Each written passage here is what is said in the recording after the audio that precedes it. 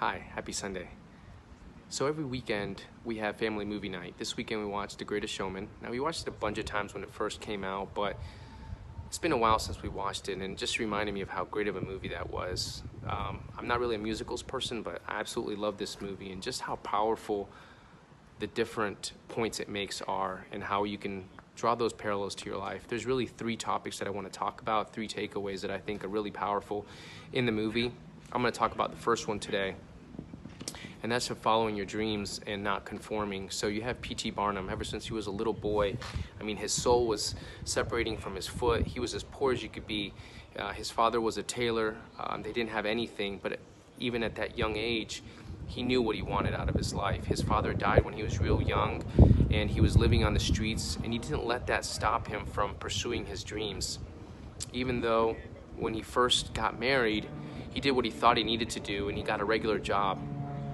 There's a scene that's super powerful where he breaks his pencil lead and he goes to sharpen his pencil, and he's at the window and he's looking at the building across, and everyone's wearing the exact same thing. In every single floor, everyone's wearing the exact same thing.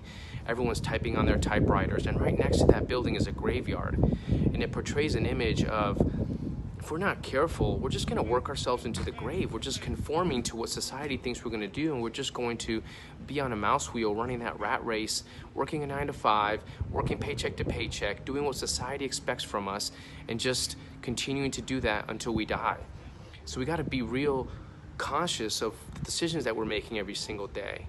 There is a choice. So he was young, he had different circumstances that happened to him in his life, but at that moment in time, he made a decision of, hey, this is not who I want to be.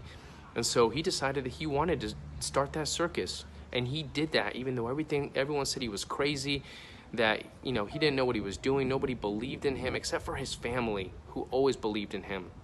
And he pursued that dream that was crazy. It was a moonshot, and he pursued it regardless of what anyone said. On the flip side was his partner, played by Zac Efron, whose last name was Carlisle. And he came from the upper class. He had everything handed to him. Everything he could ever want, he had. Yet he was miserable. I mean, he was drinking himself to sleep every night. And he was successful, he was rich, he had everything you could possibly want in life. And he was miserable because he was conforming to what society expected from him, from what he thought his parents expected from him, and what they would find acceptable, until he met Hugh Jackman. And Hugh Jackman basically brought him to the other side to work with him, and that revitalized him, energized him, and it gave him a greater purpose and mission. He found friends, he found meaning, he found purpose. And so I just thought that that's a great parallel to our lives. What are we doing? Which one are we? Are we Hugh Jackman that's pursuing our dreams regardless of what other people think?